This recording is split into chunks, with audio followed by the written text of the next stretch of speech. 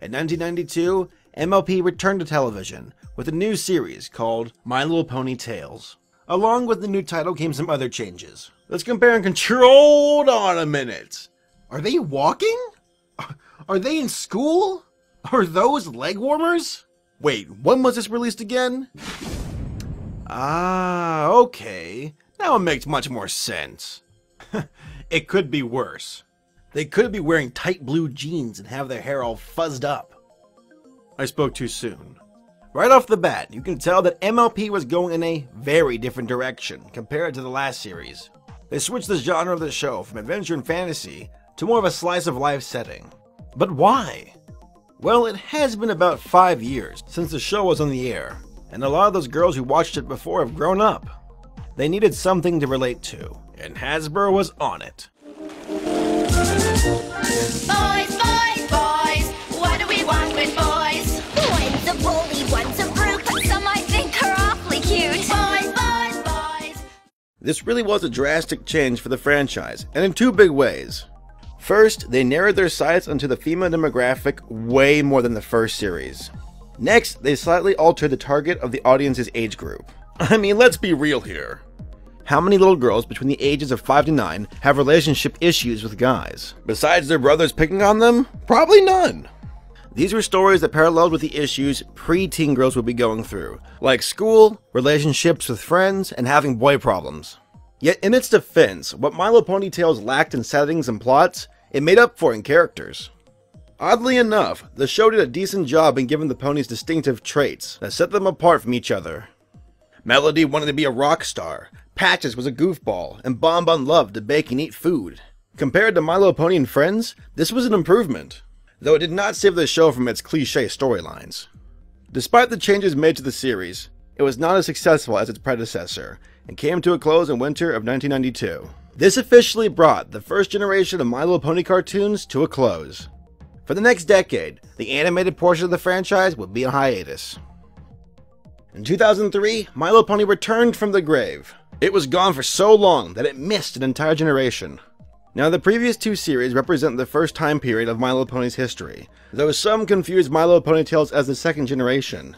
Nope, there wasn't a second generation for the cartoon. Hasbro decided to hold on and reboot the animated portion of the franchise alongside the toys, which was a good idea, since the G2 toys weren't doing so well at the time. But man, it's been over a decade since we last saw the show. I wonder what changed.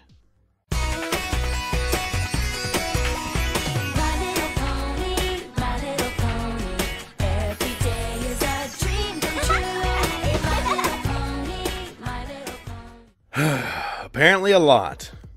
Generation 3, also known as G3, was somewhat of a hybrid of the previous two formulas for MLP. They took elements from each series and combined them into a new but somewhat familiar setting for the ponies to play in. The modern city scene was traded in for a fantasy world, but this time around, there were no more goblins or witches. Instead, it was nothing but sweet and kind magical creatures. The stories focused mainly about the ponies going to parties or pretending to be princesses.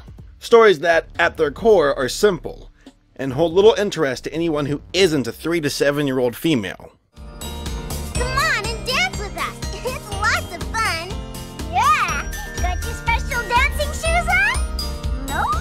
Did you look under your bed? Dude, that's creepy. Unlike G1, Generation 3 was direct-to-home movie, with the occasional TV special. It also had 3 different series within it. The first batch had its characters look somewhat similar to the ponies in G1, though the style looked a bit sleeker due to advancements in computer animation. Next, there were the chibi ponies. They had big heads, arms, and eyes, but had little torsos. The last part of Generation 3 was the newborn cuties. A majority of fans consider this rock bottom for the franchise. Hasbro was now just trying to put shiny objects on the screen for infants to stare at. The characters were extremely simple, and so were the stories. The animation was minimal, and it became painfully obvious that Hasbro had clearly lost sight of any kind of creative direction the show could have possessed. I mean, Generation 1, and even a little bit of 3, had some substance to it, but Newborn Cuties was just straight up toddler fodder. It was sad to see the series dissolve to this point. Party? Party, party, party, party, party! Party, party, party, party, party! It's easy to criticize a children's show and bash it for not having incredible stories, in-depth characters, or mind-blowing animation. G3 wasn't trying to be any of that. All it was concerned with was entertaining its young female audience just enough to convince them to go out and buy Hasbro's toys. That's about it. If you expected anything else, well, you're going to be let down. After 3 decades, it was quite clear what My Little Pony had become and who it was for. There is a stigma that follows female entertainment, and that is girly equals lame.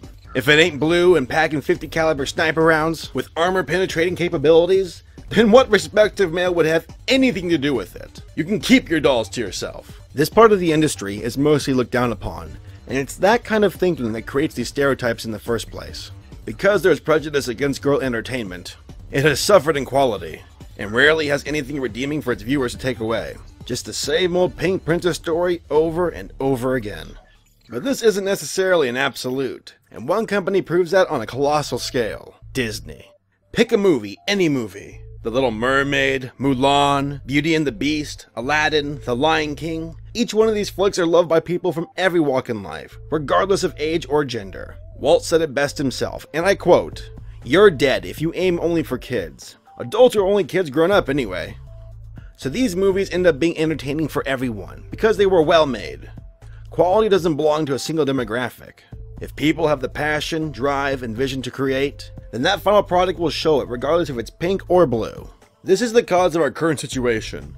For almost 30 years, we looked at My Little Pony as a show just for little girls, and nothing more. That was the impression we were given, and thoroughly believed. But in 2010, all of our assumptions were about to be put to the test.